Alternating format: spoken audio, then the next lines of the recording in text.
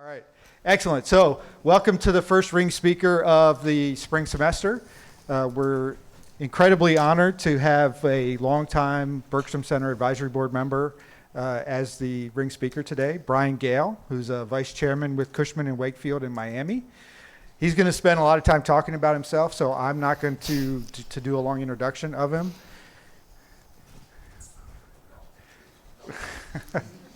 Thanks for the help. But Brian, as you can see up here, he's a Gator. He loves students. We love having him on the board, and we're excited to have him here because it's been a while since you've been back up speaking. So we appreciate you coming. My pleasure. Thank you very much, Tim. I appreciate it. I am a Gator. We all share that. I'm a huge Gator. I graduated in 1992 along with my wife, and I come back for probably 3 games a year. And so I have all this Gator stuff all over my house. You can't imagine the amount of Gator stuff we have in all of our license plates and all this. So my wife said, look, put it all in one area, okay? It's everywhere. It's obnoxious. Put it in one area. So I said, okay, I'll build a Gator tunnel. And so we built the Gator tunnel. The best part of this Gator tunnel, and I'm going to play it for you first. Do I have to hit anything to play?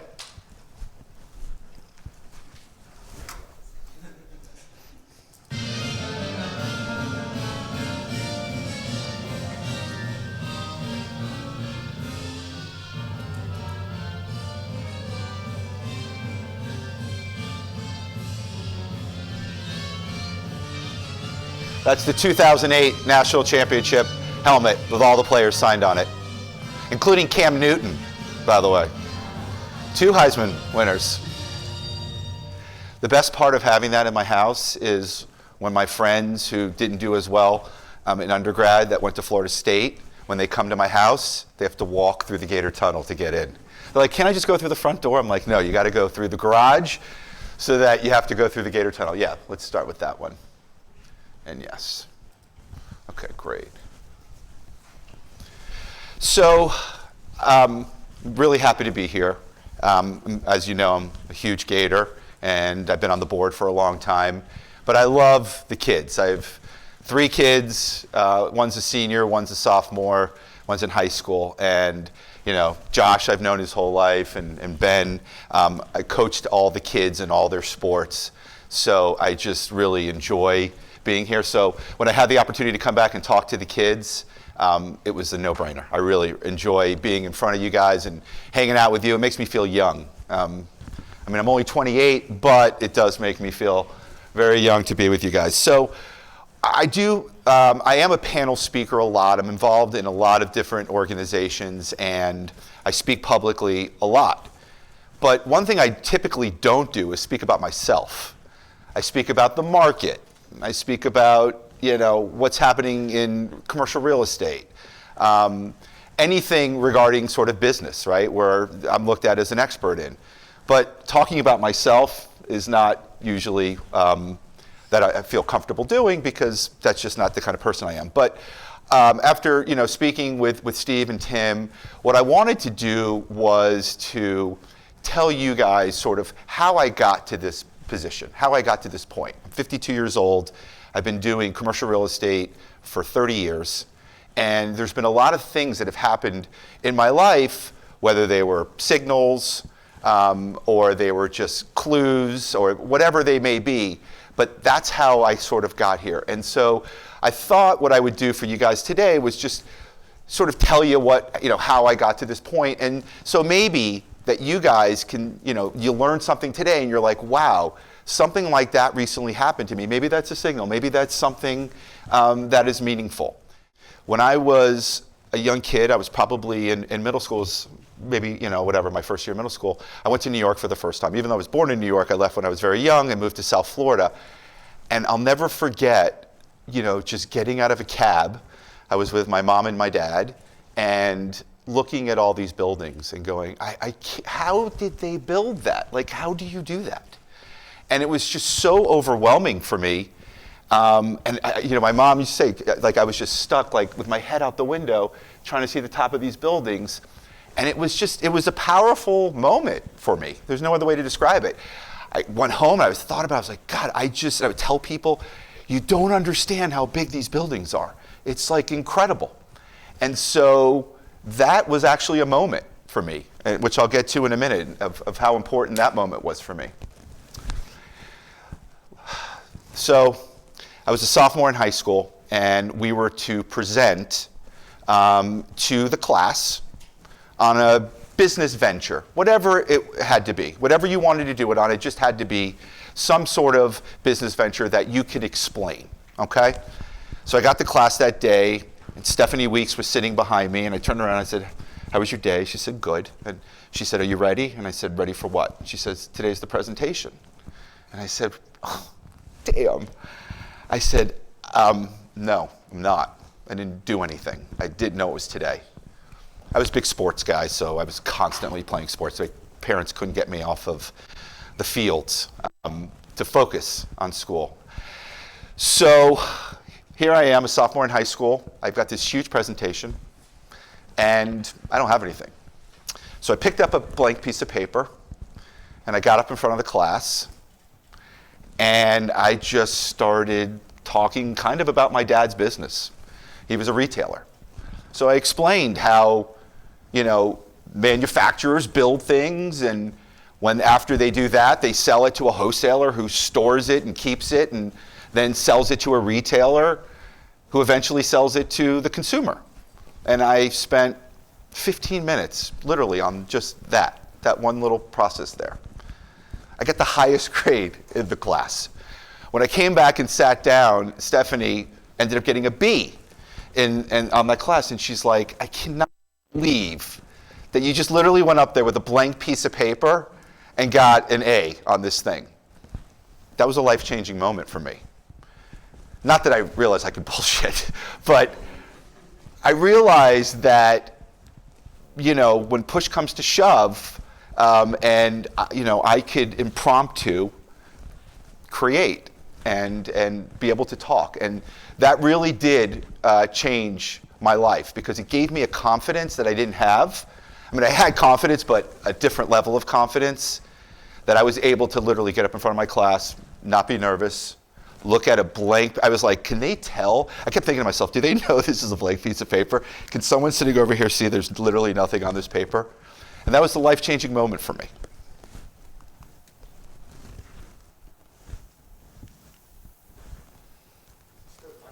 It doesn't.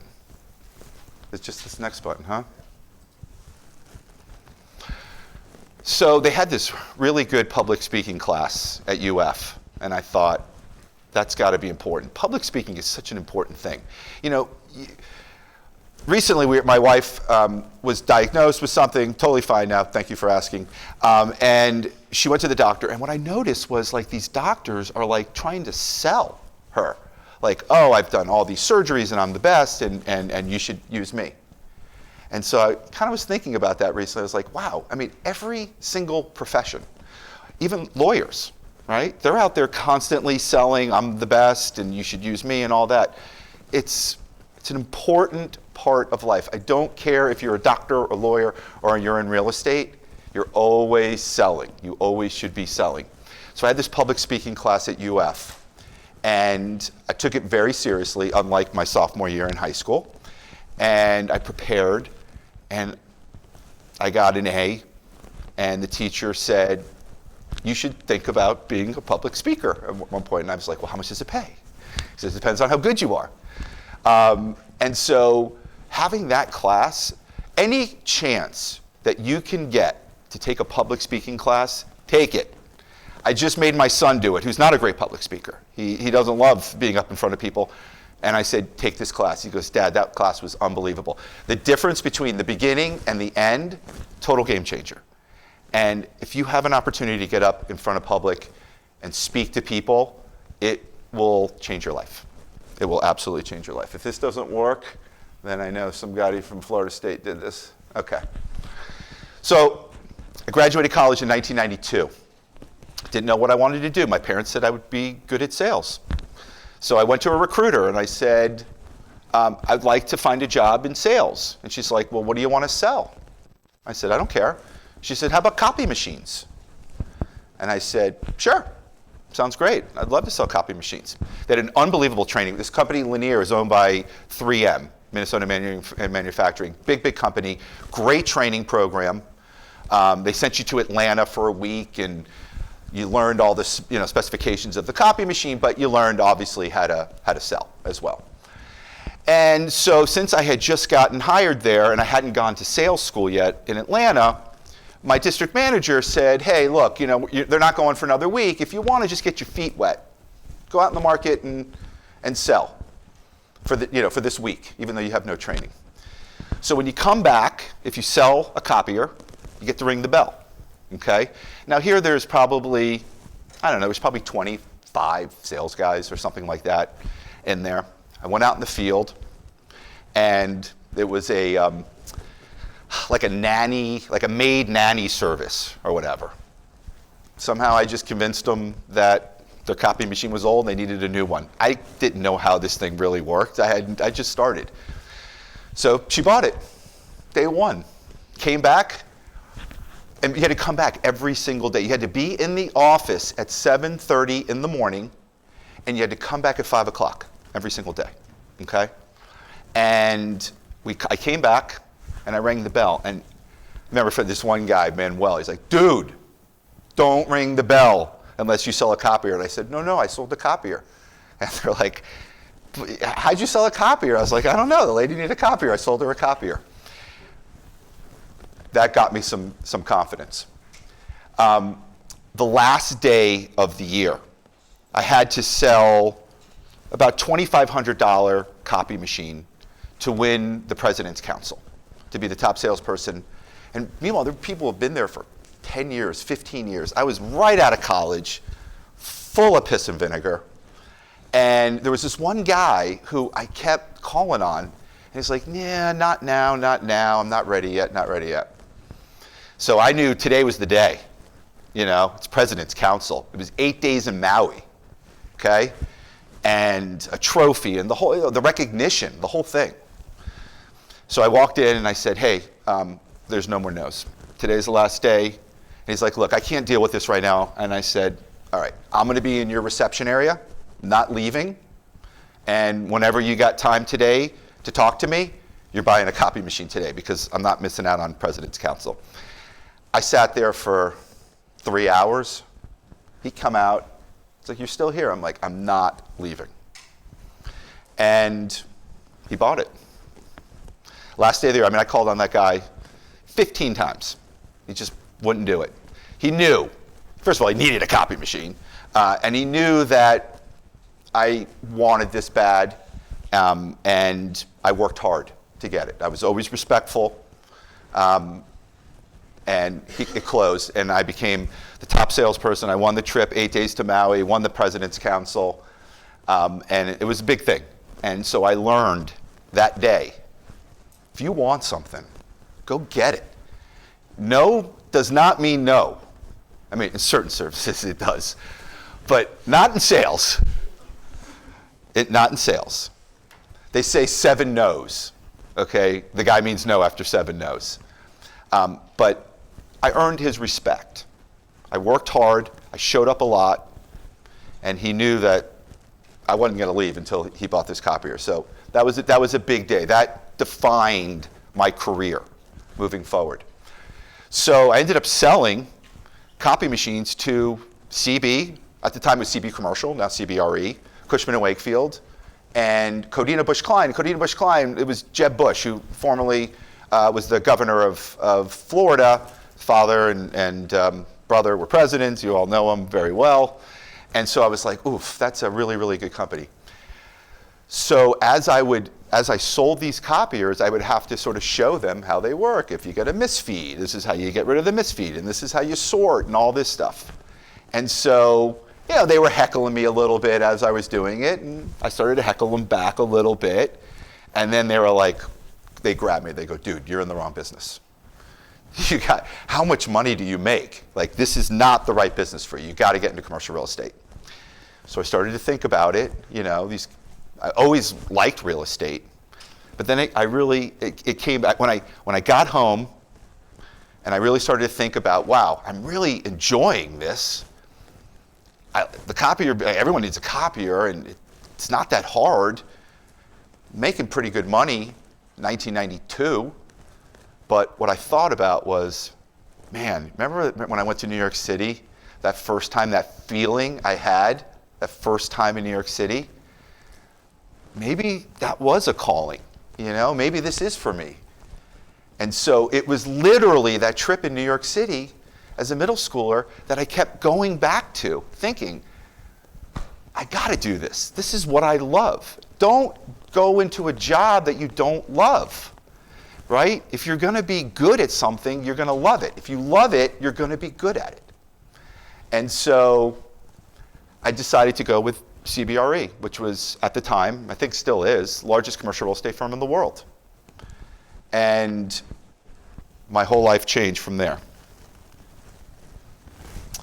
My first year, and by the way, I outworked everybody because I didn't have any information. I didn't know what I was doing. I didn't come from a real estate family.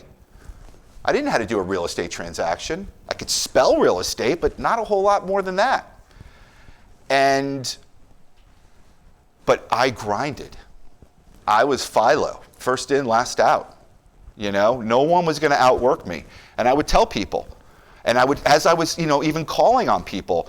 And I told this story to a few of the MSRE guys just a little while ago, which was, one of the guys said to me, he goes, buddy, I got ties older than you. What are you going to do? How are you going to help me? I said, I know I've been studying and I'm going to outwork everyone. And that was the way that I approached the business, which is, you may be smarter than me. You may know more than me. You may have more experience than me. I'm just going to out-hustle you. There's no ifs, ands, or buts about it. So I started to get involved in a lot of different organizations because when you're in real estate, you want to meet a lot of people, right? And I started to do more public speaking. I was on BizNow events. I was on all sorts of events. Even though I was this young kid, didn't really know a whole lot yet about the business, but I was comfortable getting up in front of people, and I remember back to my sophomore year of high school looking at a blank piece of paper, and I figured I can figure it out. A big part of what happened was I joined the Brickell Area Association, which was an organization based on Brickell to promote all the businesses happening in Brickell. And one of the guys who was the former president of the Brickell Area Association said to me, I think you'd be great to take over. I was in my 20s, I was young. And all these guys had so much more experience. But he goes, but I think you do a good job. And I did it. And all these different things now all of a sudden I'm becoming public, right? I'm out speaking. I'm now president of the Brickell Area Association, which gets written up in the Miami Herald for stuff. I worked on the Brickell Bridge, which is the worst thing in Miami, is the Brickell Bridge. It goes up all the time. I had the Department of Transportation and Durham and the Army Corps of Engineers and the city and the state. I put all these parties together to agree that they will not open that Brickell Bridge between 8 in the morning, between 7 in the morning and 9, and between 4 and 6 in the afternoon. Cannot open. It cuts business down. And I got them to agree to it. They signed it, and I got all these accolades. To date, that's still in effect. They don't honor it. I've been at that bridge at 5 o'clock and watched it go up. I'm screaming at the bridge tender. I'm like, you're not supposed to open that up. But they do, and the whole thing just completely shuts down. But being up there speaking, being president of the Brickell Area Association, those were things that changed my life. It gave me confidence. It got me out there in front of everybody. And it's really important to put yourself out there. So for the next 25 years, we started to really build up a platform of buildings. And we became the largest landlord reps in Miami. We started to get clients like MetLife and Prudential and IP Capital and all these big institutions. And it got to the point where our relationships got so strong with these groups, they trusted us. The most important thing that you can have in business is trust. Number one. If someone trusts you, you can have a relationship with them. We don't pitch business. If any one of these clients buys a building, we don't pitch. We get a call. Congratulations, we just bought a brand new building in downtown Miami. Would you like to lease it for us? It takes years and years of trust, of doing the right thing, of caring about the building and not worrying about the fee. Don't ever worry about your fee. If you're worried about your fee, you're going to be worried about a lot more than that, believe me, okay? You worry about your clients, you worry about the people that you work with, and I promise you the fee comes, okay?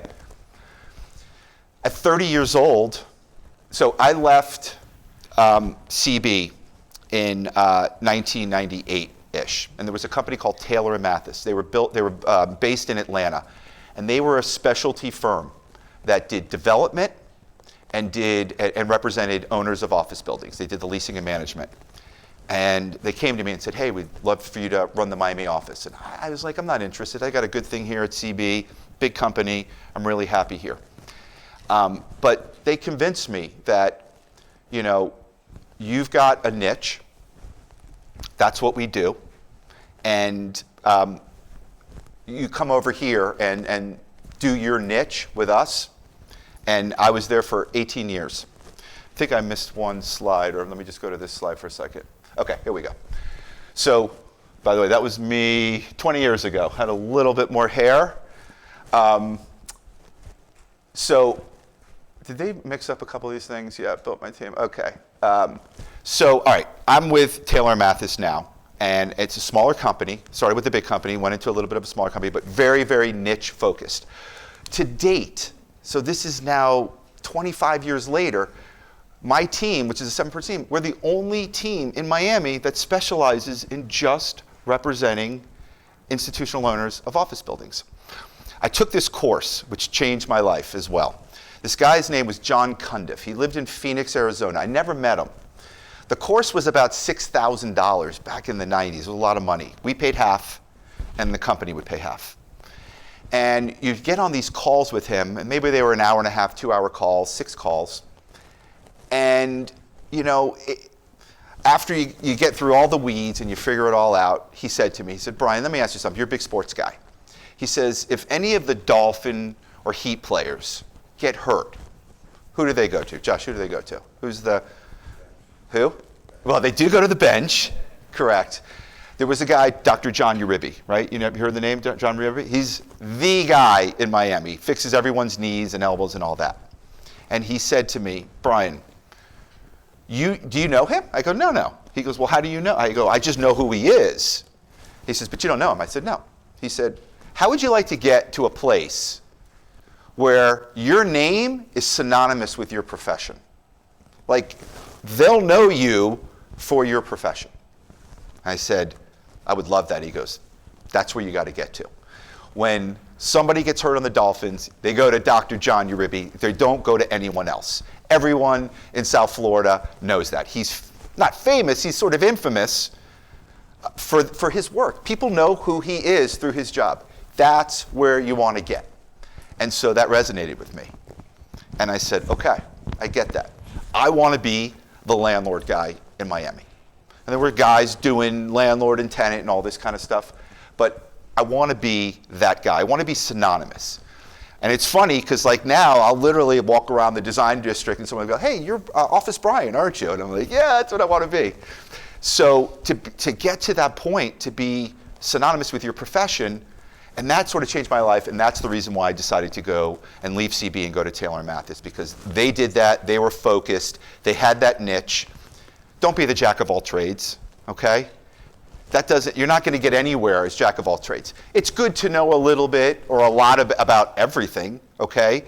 But be the best at one thing. Be that guy so that when a Dolphin player gets hurt, he comes to you, okay? That niche is absolutely the most important thing.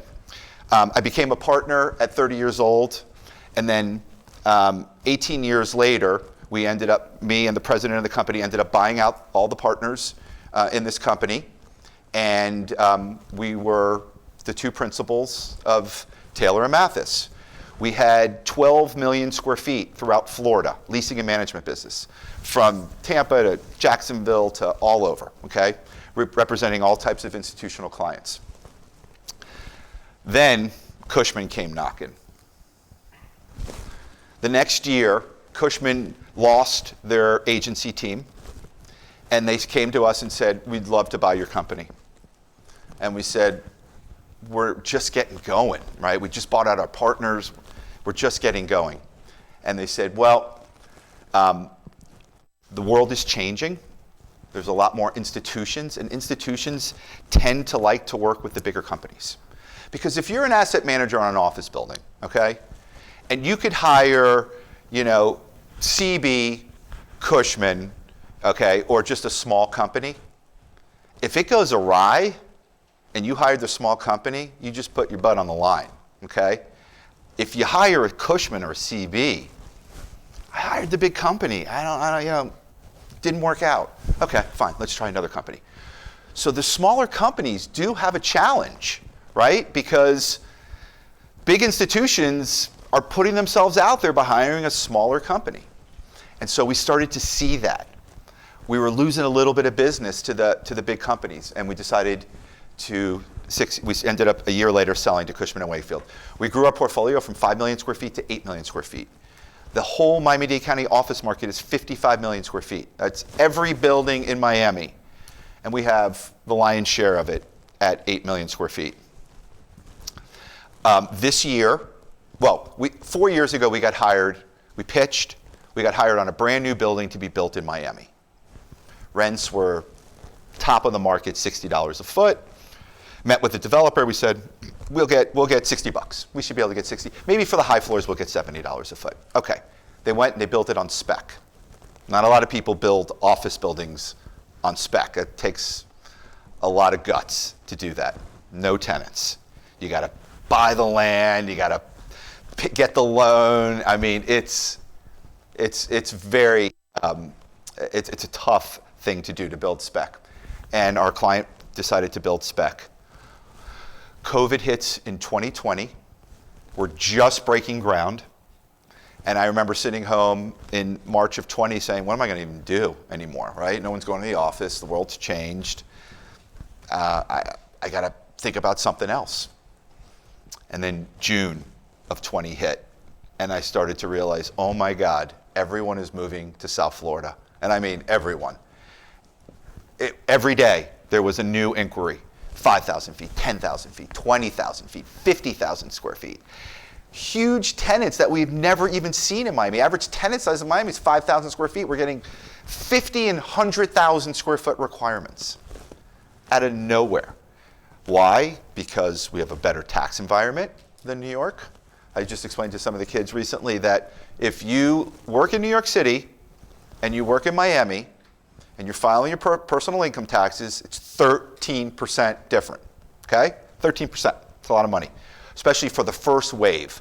Josh Harris from Apollo, Orlando Bravo, Tumbervo, the really, really rich guys that are making $50 million, 13% makes a big, big difference. So we got that first huge wave of tenants that moved to Miami. And we started to see, guys, simple economics. We have a limited supply, right? We say we have the alligators to the west and the sharks to the east, right? Because of the Everglades and the ocean. We have this finite land, and we've got all this demand coming in. And so what happens when you have huge demand and limited supply? Rental rates just continue to escalate. We would literally be joking behind the scenes, having a cocktail on a Thursday night, my partners and I, saying, what do you guys want to quote tomorrow for rent? Like, what do you think? Should we go 75 bucks tomorrow? 80 bucks? I mean, it doesn't matter. We got all these guys that want to be in our building. And every single month, we raise rents. We finally hit the triple digits of the $100 rents. Miami had never seen a $100 rent before, ever. And again, before COVID, the highest rents were $60 a foot. So once we hit 100, there was no way we were stopping with 100, right? Especially with all this demand, we went 105, 110, 120, 130. These are New York rents. We've now surpassed San Francisco, okay, in terms of rents. And it's just one building. But it's just the most simple economics, supply and demand, right? We have one last space. We got an unsolicited offer for $150 a foot. I said, let's just counter them at 170. It's a difference, right? They're going to pay 150, they'll pay 170. So, did I go backwards? There we go. So that's what's been going on in my neck of the woods right now. We're seeing so much new office development. You know, I talk to colleagues all over the country, New York, Chicago, and it's not so pretty out there. Forget about the debt market, okay, and interest rates. Completely different. We're talking about businesses occupying office space. How could San Francisco, which was like 5% vacant. Do you know that San Francisco, when you include sublease space right now, since COVID, it's going to go from 5% to 40% vacant? I mean, all you have to do is pick up the paper. Meta, TikTok, Google, they're all cutting. They're firing people, they're cutting space. But how, in this little bubble that we're in South Florida, how do we have all this demand? How are all these people wanting to come here? How are we able to double rents? Literally, our rents have doubled since COVID. And New York City has 91 million square feet of vacancy. Our office market is 55 million square feet total. They've almost double our entire market in terms of vacancy. One of what I tell people all the time is the best real estate deals that I've ever done are the people I've hired. For 30 years, I've never fired anyone. No one has ever left. And all of these people, so it started with Jeanette, who's been with me literally for 25 years, and then Ryan said, I have a good buddy, Andrew. I said, all right, bring over Andrew. I liked Andrew. Andrew's the best. And we've built and then there's Nicole, but there's Nicole down there. And we've built such an incredible team. There is not a real estate transaction that I've done that can compare to the people that I've hired. We are so close. We meet every morning, whether it be a Zoom call or in the office. We talk about our day. You know, mentorship is the absolute most important thing that you guys need to be looking for when you start your careers, okay? It is everything. Yes, you want to work for a big company. Yes, you want to work for a good company. But you gotta work for someone who's gonna spend the time to teach you and train you the business. It means everything. I have seen so many people on the brokerage side come and go. Good people, smart people, educated people. They could have been top in the business at some point in time. They just didn't have mentorship. So they were lost. They were all over the place. You gotta stay focused on what your business is, be the best at your business, but that's not easy without having a good mentor. My nephew started in Savills in New York City, worked for one of the top guys in New York City. This guy kills it. He was never there. He never taught him anything. He never trained him. He would call me, Uncle Brian, I got this deal. I was like, okay, what's going on? I'll help you, of course. Mentorship is huge. When you guys are talking to your future employers, it's important and it's incumbent upon you guys to say, are you going to spend the time to train me? Are you going to teach me this business? Because if you don't have that, it's going to be very challenging, okay? So I don't care what company it is. It could be any one of the big companies. But to have somebody who's going to spend time with you and teach you. My guys, I mean, I'm here with you guys today, and I love being with the kids, believe me. I couldn't be any happier to be here with you guys today, all right? But there's a lot of deals going on back in Miami with this team. And I trust them all. I trained them. I spent the time to make sure they know exactly how to do it so that when the client's calling, they can take the call, they can get it done without having to call me and say, what do I do? What do I do? I'm lost. I've trained them. And so I press upon you guys to make sure when you are talking to your future employer that you say to them, can you commit to me that you're going to be my mentor, that you're going to spend the time, you're going to teach me this business, okay? Because I've seen too many good people go astray without having that sort of organization, okay, and teaching ability. There we are. We hanging out all the time. We do happy hours. We're like a family. I mean, there's no other way. This is my work family. We are super close. I mean, I went on Trench's bachelor party, Holtzman's bachelor party. Eddie, if he ever gets married, I'll go on his bachelor party. There needs to be somebody there to organize the bachelor party, make sure everybody is doing their thing. So I took it upon myself to make sure. But, their kids. Ryan started right out of Ryan's the third one on the right there. He came right out of his MBA program. He was still finishing his MBA when he started with me. He's never had a job. We tell him all the time, like, I don't know if you knew there was like a recession in 2009. I don't think he knew that it actually happened.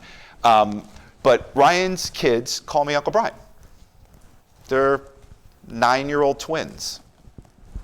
That's meaningful to me because I don't have to worry. We have such trust with our partnership. Open communication. If something's bothering us, we just say it. We love each other, right? We're not trying to put someone down. It's just a complete trust that we have. And I hope that you guys one day will have that with your partners. Some of the major leases that, again, I hate talking about myself. It's not what I do best. But these are some of the largest deals. The top left one was done in last month in December. And that's Kirkland Ellis, the second largest law firm in the world. They moved down here from Chicago and took 110,000 square feet. It was like a $160 million lease. It was the largest lease in the history of Miami. We don't have huge tenants in Miami. Historically, we didn't have huge tenants in Miami. COVID changed that. A lot of these tenants, Citadel, you guys heard of those guys? Ken Griffin, anybody familiar with Ken Griffin? Heard that name? You should hear that name. This guy makes about $1 billion a quarter. He owns the most expensive flat in London, the most expensive apartment in New York, the most expensive house in California. Their business is unbelievable. He got so fed up with Chicago. Chicago's got a big problem right now. I hope none of you guys are from Chicago. I actually love Chicago. I was there about 4 months ago. The food scene's great. The people are great. But they have a big issue. They have a big crime issue happening there. And so meeting with all the big brokerage houses, they said, tell me what's going on in Chicago. They said, no one's taken the train. It's so dangerous on the train to come to the city, no one's taking it. So everyone's driving. Not everybody can drive to a big city.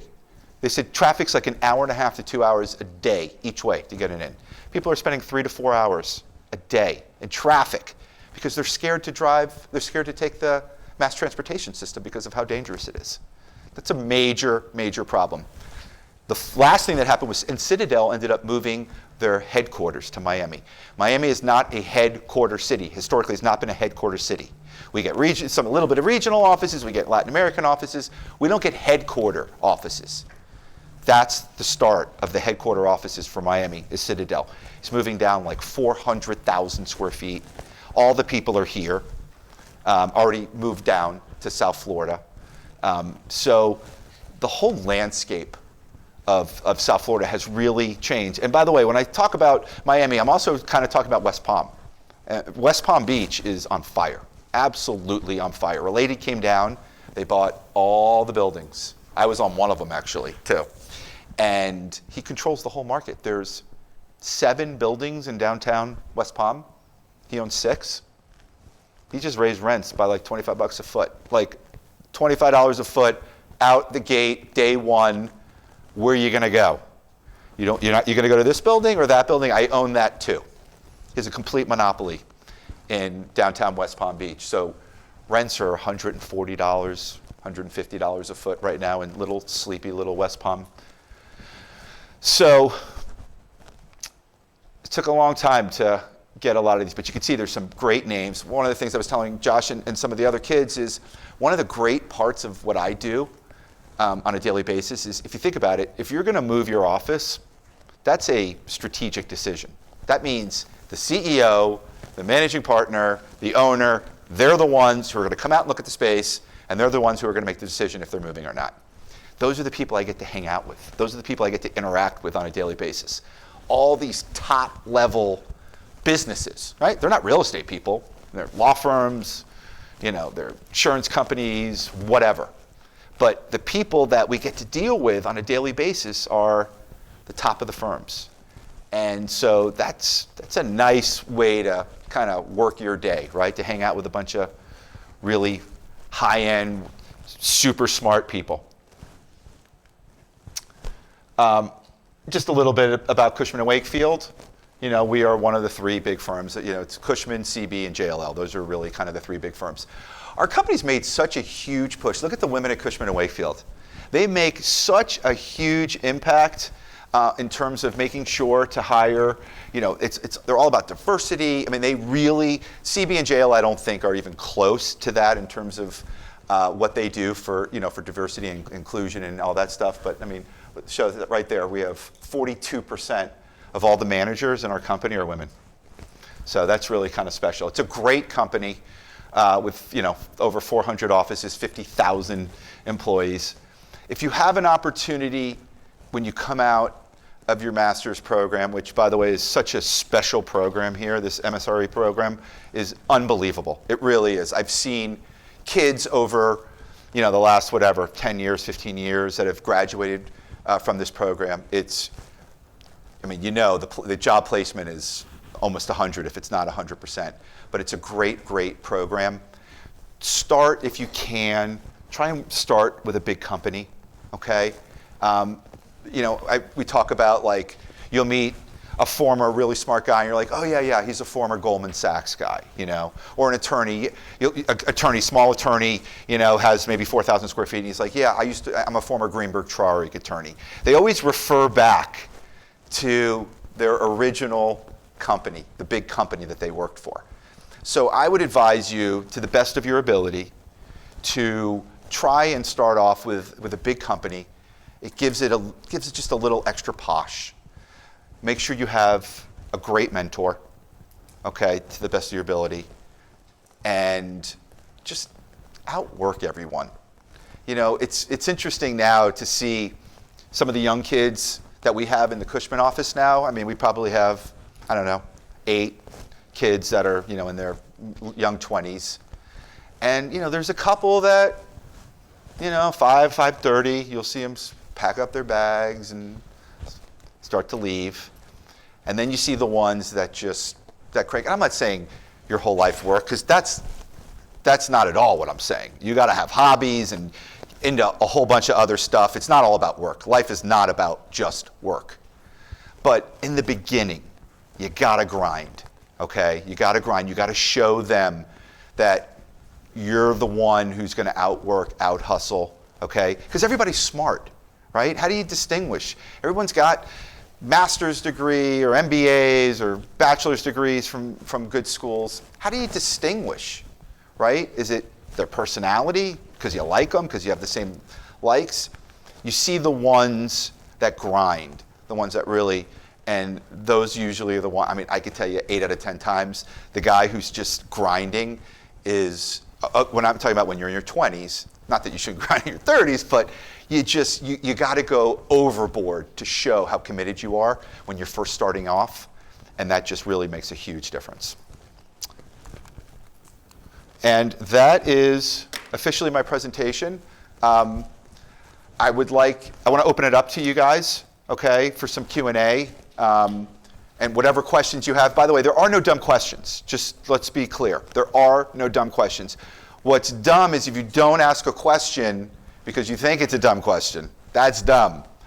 Okay? There are no dumb questions. When you're starting off, ask questions. That's the only way to learn. All you have to do is learn. However you learn, whether you learn positive reinforcement, negative reinforcement, whatever, just learn, okay? And don't be scared to ask a question that you may think is stupid, because it's probably not. Are there any stupid questions? Yes. So outside Florida, you see a lot of office buildings being redeveloped into multifamily. Yeah. Is that anything you see? We're not seeing that so much in Florida, just because like what we're seeing right now is a lot of new office buildings. There's more new office buildings being built in Miami than ever before, okay? By far. I mean, if any of you guys have ever been to Wynwood, I don't know if you guys even know that area. It's a little submarket inside of Miami that there's like, I don't know, 16 cranes right now that are up. Not all office, but a few of them are. Yeah, there's some multi-purposing. It's very challenging to do, though. It's very tough to do. I mean, it just has to be an old office building that's going to not get any traction. Everything around it, you know, is either not doing great, so you're at the bottom of the, you know, of the chain and stuff. And then it's a sign of desperation, right? If you're going to convert, things are really, really bad. But it does happen. Yes, sir. What are some of the most effective tactics that you use to sell office space or just anything in general? So it's a great question. To me, I think the tour is really what separates us from our competitors, right? Because quite honestly, the building's the building, right? I could do all this talking, but if the building has, you know, mold and, okay, there's not a whole lot I can say. But the tours, we make the tours so engaging. We find out who's coming on the tours, usually before, because of our relationship with the tenant rep brokers, which I do want to get into for a quick second. But we find out a little bit about them. Sometimes, you know, if it's a Friday tour, maybe we have a little mimosa or something, right? We'll bring waters, because, you know, we know a lot of times they're going to look at maybe 8 different buildings, 10 different buildings that come in. You're walking around Miami in August, you're probably sweating. So we'll have water for them when they come in, greet them. So nice to meet you, welcome, thank you for coming. You know, we're so excited to have you. We've got all these great stuff we're gonna show you today. The excitement on the tour means a lot. They're gonna see 8 to 10 buildings, maybe more. They're all gonna get, you know, it's like, well, was that building or that building? They're gonna remember my tour. They're gonna remember the tour. We're gonna make sure they remember the tour. And so that's a super important thing. Because we specialize only in landlord representation, my team, and we're the only ones in Miami that do that, which I just still, to this day, I've been saying it for 20 years. How come nobody else does this? They do some tenant rep, they do some landlord rep, they may even do some industrial. But because, you know, 95% of the deals that are done in, you know, high-end Class A buildings are represented by a tenant, okay? Are represented by a tenant broker. We spend a lot of time nurturing the tenant rep brokers, okay? We buy them gifts at the end of the year. We take them to lunches. Each building I have a marketing budget for, right? So I can wine and dine the tenant brokers and make sure that, you know, they know that we care about them and we're gonna be honest with them. We're gonna treat them fair. You know, the tenant rep broker, the true tenant rep broker, you know, they have these blinders on, which is, and they're thinking like, how do I get this deal done as quickly as possible without any interruptions, without any issues? How do I do that? That is the way they think.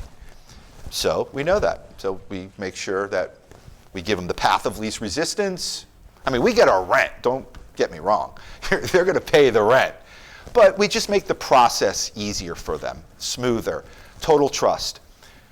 One thing that just came to my mind now, one thing that I think separates our team from any other team is our accessibility. I mean, if a client is calling me at 7:30 at night, I'm answering the phone. I could be sitting there having dinner with the family, and it doesn't happen often, but if a client's calling me at 7:30, he needs to talk to me, right? He's got a question, he's got a concern, he's got a problem. And so I want to be there for my clients. We are always accessible. My clients say it's the number one thing they love about me is that if they have a quick question or they have a concern or anything, they know they can call me. Sometimes I'll just answer the phone. Hey, I'm in a meeting. Can I call you right when I get done? Sure, thanks. Anything quick? No. Okay, bye. Or I'll text them. Hey, I can't tell you how often in the real estate world you can't find people. I'm like, I've been trying to call this guy for 2 days. I can't get in touch with him. I have one question. If he would just answer my question, I can move this whole deal along. But I can't even get in touch with this guy. I mean, is he that important that he can't answer the phone? Always be accessible. I'm not saying, look, if you're watching a movie or whatever, I'll text you later. I get that. But being accessible, the clients, your boss, your employees that you work with, that's a really, really important thing, okay? Can't stress that enough. Always just be accessible. Answer your phone, okay? We're all busy. We all got things going on. But if a client's calling you or one of the people that you work with, perfect example was my nephew in New York. He would call his mentor. Could never get his mentor on the phone. I mean, the poor kid. And all I kept telling him before he got into the business was just make sure you have a good mentor. And this guy was the man. So, you don't know if a guy's a good mentor or not. You know he's the man. I mean, he clearly does all the big deals in New York City. Terrible mentor. And he could just never get in touch with him. So, super, super important. Okay, who else? Got to be another question. Yes, ma'am. I'd like to know if you've ever come across any ruts in your career, like maybe pre-financial crisis, or you've always kind of, been the man. No. 2009. I mean, right? How was 2009 for you? Not good. Not good at all. Although we did have our best year in 2009, so that's maybe not a good example. What happened was nothing was happening in the world. There was no money out there. 2009 was a really, really bad time. I happened to be working on an office building called 1200 Brickell, and the building was converting to an office condo. And so what was really interesting is, you guys probably know about the resi market in Miami, right, or South Florida, whatever. These guys, they buy and then they just flip, right? They're just flippers. They're not even looking to ever occupy the apartment, right? The condo, right? Condo flippers, a lot of that. Well, when that ran dry, and it ran dry quick in 2009, this building converted to an office condo, and so all the residential brokers, started to tell their clients, don't buy resi anymore because it's all screwed up, and with the debt crisis and all that, buy office condo, it'll appreciate. So all of a sudden, there was this huge demand for office condo. 30% of Latin America is owned. Brazil and Argentina, all that, 30% of the office buildings in those markets are actually office condos. So the Latin community, which Miami is very much built on, was already sort of established to buy. We sold $100 million in office condos. One guy from Venezuela bought $40 million worth of condos as just thinking he was going to have a good investment and couldn't buy resi anymore. Office leasing, you've got 3 choices if you're a tenant, okay? Unlike a buyer of a house. If I don't want to buy the house, I don't buy the house. If I don't want to sell the house, I don't have to sell the house, right? But in an office leasing world, tenants have 3 choices. Renew, move out and move to another building, or go out of business, okay? They're not all going out of business so quick, okay? So they either renew or they move to another building. So there's a reason for their lease is expiring. They have to make a decision. They can't just sit on the sidelines and go, you know what, I'm just going to wait it out. No, you're not. You're going to get hit with a double holdover rent, okay? And then we're going to have to evict you, and then we're going to have to sue you for consequential damages. You can't just sit. So you got to do something. You got to sign a lease. You can either renew or you can move to another building. I like that part of the business. I like that something has to happen. That it's not just today I just don't want to do anything. Okay, your lease is coming due, you have to do something. So it just felt more stable, We talked earlier about investment sales. Who's going to East Hill? She's going to East Hill over here. Great. I love the investment sales business. For years, I always kind of felt like, oh, I should have done that. I should have went to investment sales. They just seem more polished. And they just seem like, on the brokerage side, that they're at the sort of top of the food chain. But it's feast and famine. It's really feast or famine on that. I told an example. The top guy in Miami works for CB, Chris Lee, great friend of mine, killed it last year. I don't even know what he did last year. Sold everything. This year, had lunch with him last week. I'm like, hey, so what's going on? He goes, nothing. I go, no, seriously, like what's going on? He goes, no, seriously, nothing. I go, you have nothing going on right now? He goes, zero. You can't get a deal done right now in the capital markets, right? Cap rates went up. All this equity got wiped out. Sellers are going, I can't sell right now. How am I going to sell right now? I just lost 30% of my equity. Buyers don't have to buy, right? They don't have to buy. They want to buy. And so we're in this weird place right now where, there's nothing in Miami right now technically on the market for sale. Like nothing. And it was robust last year. So, things happen. You can't always plan. I don't think any of us saw the pandemic coming, right, in 2020, right? I don't think anyone predicted that one, right? Things happen. Things come that you don't see. Hurricane Andrew in 1992, okay? Category 5, just blew right through and knocked everything down with it. You could do your best to put yourself in a good position. You got to think about all the different factors, the global economy, the local market, and all that. Put yourself in a really good position. But sometimes things happen that you can't control. Yes, sir. You mentioned how you had no formal real estate education. You didn't come from a real estate family. So I'm curious what your biggest challenge was when you first started out and how you overcame that. So what I did was my mentor was good, although it was a little bit of a military kind of training. He literally was in the military and thought I was some sort of cadet of some sort. He was one tough cookie. But he had a file on every building. And so I would study all the files. One of the shows, I don't know if you saw one of the slides up there, I wrote Rain Man. Did you guys ever see the show, the movie Rain Man? Any of you guys is probably a little ahead of your time. That was my nickname, was Rain Man, because I memorized everything, every office building in Miami. I knew who bought it, how much it sold for, how big the building was, who the major tenants were, because he had a file. We didn't have computers back then, okay? There wasn't any Google, like, how big's the building? We didn't have that, okay? We had a file, and I'd pull out the file, and I would read. And so I started to get this reputation within the firm as kind of the guy who had all the information, right? Because everyone knew. They would test me. Like, Gale, come here. They would ask me a question. I'd go, sold for $274 a foot, major tenant Bertrari, built in 1975. I'd be like, okay, pretty good. And because I knew that I didn't have deal experience, but I had the information. So these senior brokers, been in the business a long time, super successful, they didn't even have all that information. And there was no Google, there was no computer to go get this information from. They came to me. They're like, hey, tell me, I've got a meeting, hey, and here I am, like a year and a half, 2 years in the business. So I just always tried to find my niche, which was study every building, know every single thing that's happening in that building, outwork everyone, and then my ability to speak in public was never really that big of an issue.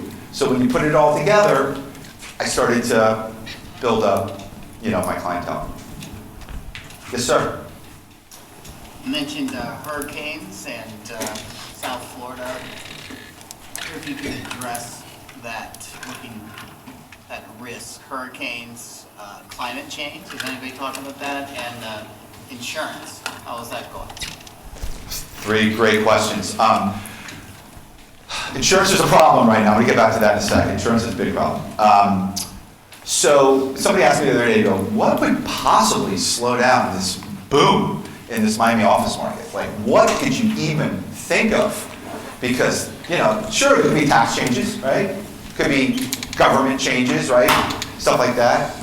But could you imagine a couple of category 5s coming through Miami, like within a month or two, I think you'd have a bunch of people that would just say, this is way more than I anticipated, I'm getting out of here. So that's something that would always concern me. I was in Hurricane Andrew in 1992, and very close to the eye of that. I know what these things are like. No fun, very scary. Now, like people in Miami, right, they're like, oh, it's a category 2. Not even bringing in the lawn furniture, right? I mean, it's a category 2, no big deal, right? Because we're so used to it, right? But I feel like if we did have a couple of 5s hit, that could really affect Miami. What was the other part of the question? There was insurance, and then what was the other one? Just is climate change a concern? So, okay, climate change. A lot of climate change is talked about by people not in South Florida, okay? All the New Yorkers that come down, the investors, Chicago, whatever, they're like, we're very concerned about climate change. I'm like, don't be. Nobody else down here is. Miami Beach has got a little bit of a problem, right? I mean, there's areas of Miami Beach where if it does rain a lot, we'll get some flooding and stuff. You know, look, the you know, Antarctica, the big whatever, the ice things, and what am I thinking of? Icebergs. Thank you. The icebergs are melting. The water's rising, all right, rising up, and there are parts of Miami where you can kind of feel it a little bit, but maybe that's 30 years out. But it's funny, when you talk to locals, they blow it off. And it makes these investors from New York who are concerned, like, I don't necessarily want to own a building in Miami Beach, right? I'm concerned about it. But once they see everyone's reaction to it locally, they're like, okay, maybe it's really not a big deal, okay? Because South Floridians, like, literally don't think it's a big deal. Insurance is a problem. I mean, my house insurance just got canceled. We're no longer insuring your house. There's like one company that will insure my house now. And so what we learned in school is when there's like only one company of monopoly, okay, what happens to the prices? They go up, right? So that's a big issue. If you own one building, okay, on the water, an office building on the water, and that's all you own, you're going to pay a huge, huge premium for insurance. If you can do a blanket policy, like a MetLife or a Naveen or one of these big insurance companies, Prudential, and they own 50 buildings, 100 buildings, then it's much easier to digest that, okay? Because they just have these blanket policies. But a one-off building, that really precludes a guy coming in to buy like a one-off building on the water. Like you're going to be, I don't know, $2 a foot, $3 a foot on a 500, 600,000 square foot building, more expensive than another buyer. Those economics may not pencil out. Who else? Yes? So when you're doing deals, how is your approach different for like new builds, like the spec development that you talked about earlier, versus existing buildings like where you tour and all that? So for the spec buildings, what we've done is we build out a leasing office. For what we did at 830 Brickell it was actually a really good idea. I didn't come up with it, but we built out in 800 Brickell, was right in front of the building. The space facing west, so we could overlook the development site. The one thing, you know, if you're doing a presentation to a big company, the first question they ask is, well, where are you in the development cycle, right? Like, where is the building? How many stories are you? Where are you? We just go look out back. You can see it right there, right? So having a leasing office close by the site, overlooking the site, is tremendous. Really helped us so much. An existing building, you know, you may not have a leasing office in it. You know, we have 8 million square feet, so we probably have like 25 buildings or something like that. I don't know. So we have one office, and so we'll, you know, meet someone in the lobby. You know, by the way, not one broker has ever been on time to a tour yet in 30 years. It's like the most unbelievable thing ever. No one shows up on time. And we have back-to-back meetings and stuff, and I'm sitting here, and I'm calling the broker, I'll be there in 5 minutes. And they literally think coming 20 minutes late is just like, okay. That happens every single day. Do you have a question? Yeah. With like remote work becoming more popular because of COVID, had that hurt the office market in Miami? Yeah, for sure. The office market has changed, okay? The hybrid model is real. You guys have heard the kind of the hybrid model where maybe you go in Tuesday, Wednesday, Thursday, maybe work from home Monday, Friday, or this group comes in on these days and this group comes in on that days. If you don't need to collaborate with those groups, then this hybrid model really does work. I was telling Tim that we did a big lease with Microsoft, and they have 300 employees, but they'll never have more than 120 come in at one time. And so they literally showed us this app where you could, because like typically you pull on a parking garage, you have like a pass, right? A parking pass that gets you in the parking garage. But if you're gonna have 300 people and only 120 are gonna come in, it's gonna be different people every day, this app, you can transfer the parking to the next guy without actually having to give him your pass. So it's just an app, right? You go, okay, I'm coming in today, boom, I'm taking the parking, and then you hit the thing and it opens up the gate. Or if I'm not coming in today, then someone else will just, so that's different. We've never seen anything like that before. But the hybrid model is a real thing. I don't see it going away. Right now, like my office building, which is about 95% leased, is about 70% occupied. So our biggest job is to get people back in the office. That's why when you look at the build-outs today, oh my God, you should see some of these build-outs these tenants are doing. It's like nicer than your home, right? They're trying to get you out of your nice home into this place. Outdoor spaces is like the biggest thing right now in office leasing. If you have a space and you can deliver a balcony, a terrace, an outdoor venue, maybe a rooftop thing, unbelievable, especially with the New Yorkers, they love it.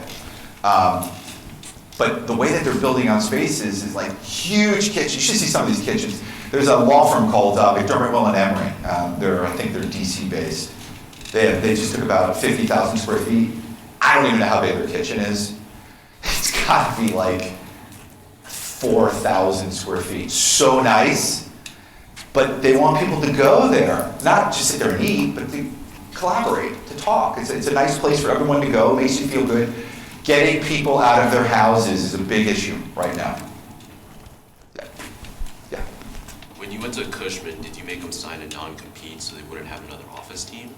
No, but that's a great question. I have a couple funny stories to that.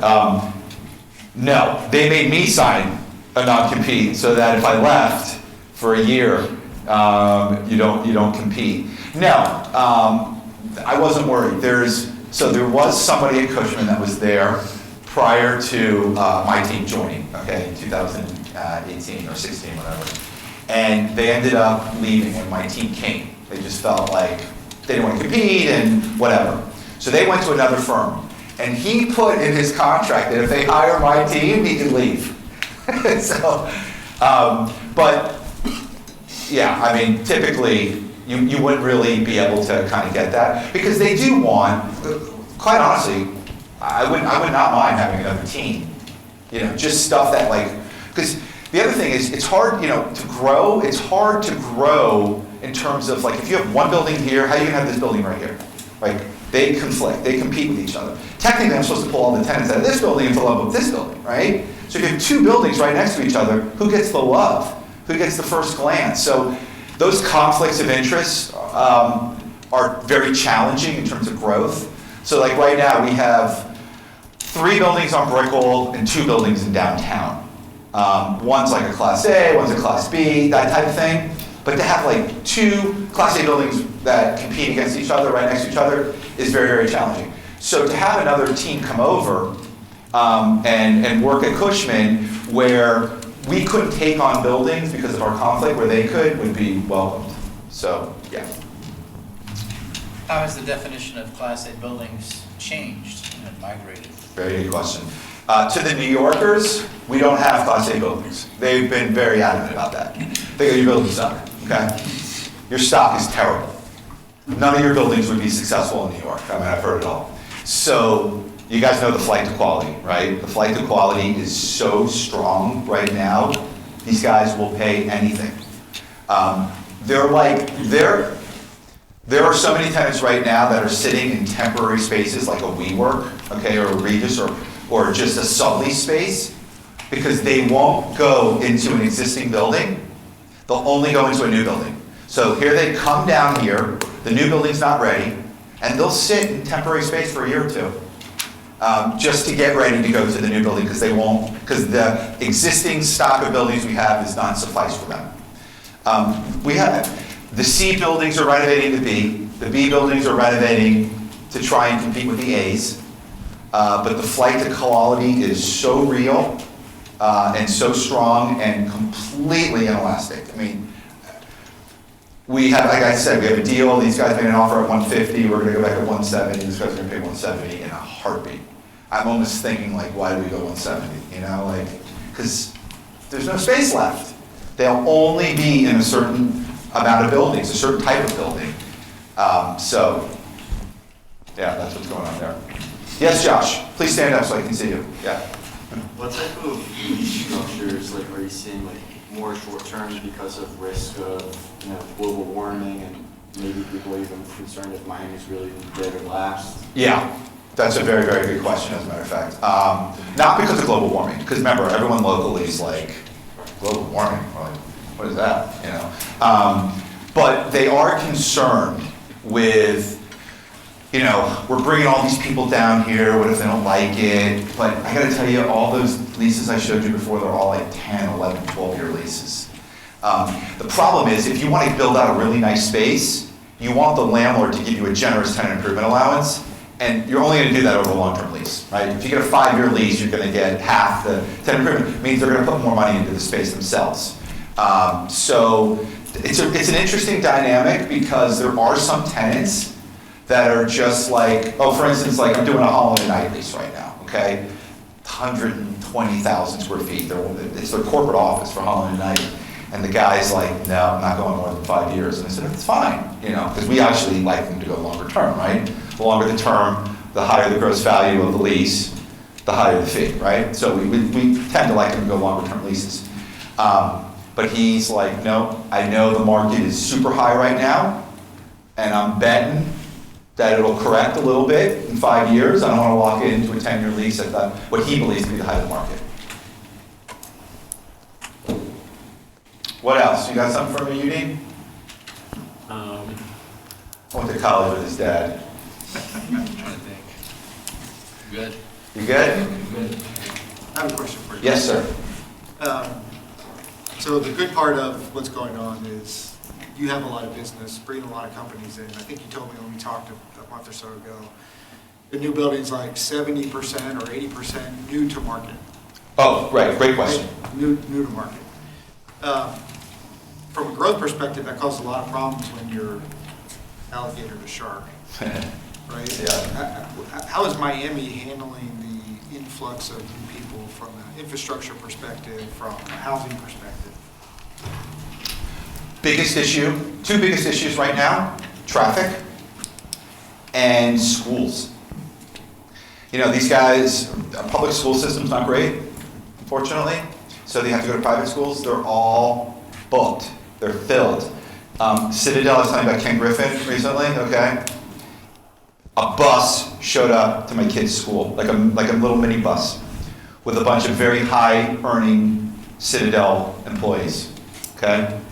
And they literally came into the school and they were like, hi, we're gonna have like a plethora of people like coming down here, and what's the school situation? And we're like, well, yeah, no, we don't have it.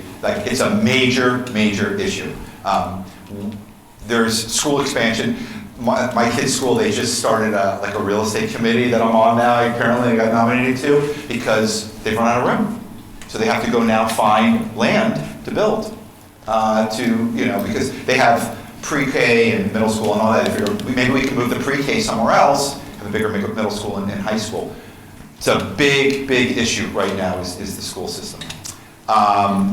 So we got traffic is brutal. I mean, it is just, you guys know about live, work, play, right? You want to kind of live in your neighborhood, work in. As traffic gets worse, live, work, play is even bigger. To leave your neighborhood, you want everything in your neighborhood. You just don't want to deal with all the traffic. You want your kid's school, your grocery store, and your office close by, so that you can have a good quality of life. The other day, it must have been an accident. I didn't see an accident, but it took me like an hour and 20 minutes to get home from downtown. You know, you can't build underground, right? So the streets are what the streets are. So that's an issue. That's a big issue for us. And we have to figure it out. Big time in West Palm, too. West Palm has a serious issue of not enough. Meanwhile, Tom Brady came to my kid's school last week. My daughter called and she goes, "Dad, like Tom Brady's here right now." I go, "All right, tell him I'll be there soon." What else?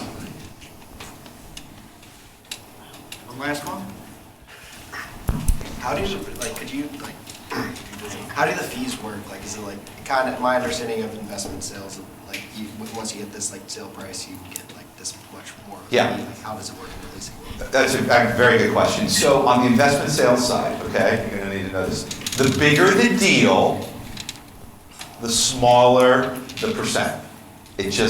So it's like a negotiation on everything. $100 million deal may get 75 basis points. $200 million deal may get 50 basis points. $50 million deal may get 1.25%. Okay? So they sort of negotiate, because the seller's like, "Look, man, I'm selling this building, I'm not gonna let you make $5 million on this deal, okay? You're gonna make $1 million, okay? We're gonna do backwards math to figure out how you get your fee." On the leasing side, the fees don't get touched. The tenant rep broker gets 4% of the gross value of the lease, and the landlord broker gets 2% of the gross value of the lease, okay? So if it's a $30 million lease, or $80 million lease, or $150 million lease, the percents stay, okay? We have a listing agreement, they don't get negotiated, it's just not commonplace whatsoever. And so with rents doubling since COVID, we all kind of got a raise, right? I mean, our fees just went up double, right? If you do the same amount of deals and the rent just doubled and the percent stays the same, you make twice as much. So that's one thing I do like on the leasing side, is that, it's like to have to negotiate every time you sell, with the guy, with the seller, a different fee or a different split and all that. It's such a negotiable thing. We're here, this is like a market standard. On the leasing side, yeah. Good question, though. Any other good questions? What's the main reason you see an office building sitting vacant? And then what are the top characteristics of like the quality that the tenants are looking for? So there's a lot of reasons why a building can sit vacant. Number one, it could have low ceilings, it could be old building, bad parking, no views, small floor plates, side core, not a center core. Structurally, it could be, what's the term? Functionally obsolete, right? So it could have that. It could have just a bad owner. I have a client. I fired him. I've never fired a client before in my entire life. And literally, he's been a client of mine for 16 years. But I just had it. The guy literally just, and so my relationship, as I said, with the tenant rep brokers is such that they trust me, right? So if I could go back to one of the tenant rep brokers on something we've already agreed to and say, "Hey, my client this," at some point, and the thing with office leasing from the tenant rep guys, it's a repeat business. If you treat them well, pay them quickly, they're going to be back in 2 minutes with another tenant. If you make the process difficult, like this client, like all of our commission agreements say we pay within 30 days from the signed lease. Here we are 90 days. Broker's calling me. I'm like, "Dude, I'm so sorry, man. I really am." And so I just had it. I said, we can't, because it hurts my reputation, right? And one thing that tenant rep brokers know, they trust me, and they know I'm going to deal them, get them paid. And so if I'm losing that credibility with the client, that's not what we're looking for. Yes, sir. You talked about some of the things that make a successful broker, like being accessible, things like that. If there are any, can you talk about some mistakes that you see a lot of young brokers making? Yeah, well, certainly not being accessible, right, would be at the top of the list. Just answering a question that they don't know because they're too embarrassed to say they don't know. Don't be embarrassed that you don't know. You guys are young. You're in your 20s. You're going to make so many mistakes. Don't be worried about asking a stupid question. Believe me, it's the worst thing you could do is assume that you know it, and now down the road, I assumed you knew it, and now we got a problem, okay? So not being accessible, not asking questions, okay? Stuff like that, I think, it really hurts. Not working hard, not having a good mentor. I've seen some really sharp kids that I was like, that kid is gonna be a baller. Like, I can tell. There's no ifs, ands, or buts. And they're out of the business in 2 years. Because they didn't have any leadership, they didn't have any mentorship, they were just floating, they didn't know what to do next. Think about it, if you're a tenant rep, think about who your prospects are. Every single company in the world is a prospect, right? I mean, right, if you're a tenant rep broker, right, you represent tenants. So every single tenant. But you have that, you gotta have a plan. And I'm gonna go after, this size tenants. I'm gonna go after this industry. I have a buddy in New York who represents all the law firms. He's like the top guy, and his niche is law firms. He's in with all the law firms. Any big law firm deal happens, that guy's got the deal. He doesn't have to do anything, he just has it. So, the young guys just have to have good work ethic, be around, be accessible, and it's not a hard business. There is no really hard, maybe the aeronauticals and astronauts have a hard business. Maybe doctors and surgeons have a hard business. It's not a hard business. You learn how to do the math, okay? Then you know how to do the math. It's not the hardest thing in the world. Dealing with people, okay? Being straightforward with people, being honest with people, being accountable. By the way, I'll fall on the sword all the time. All the time, I'll fall on the sword. I'm like, hey, I totally screwed it up. I'm so sorry, my fault, I'll make it up to you, I'll figure it out, okay? The guy who passes the buck, that wasn't me. That's not how you get ahead, okay? Just be accountable, work hard, be diligent, be honest. Don't bullshit. Can I say bullshit? Okay. Don't bullshit people. People know when they're being bullshitted. And if you lie once, you gotta lie back to cover up that lie, and then it's a whole spiraling thing. Just be honest, be a good person, care about your clients, be accessible, and it's not a hard business. You will be successful. Perfect, good place to end. Okay, guys.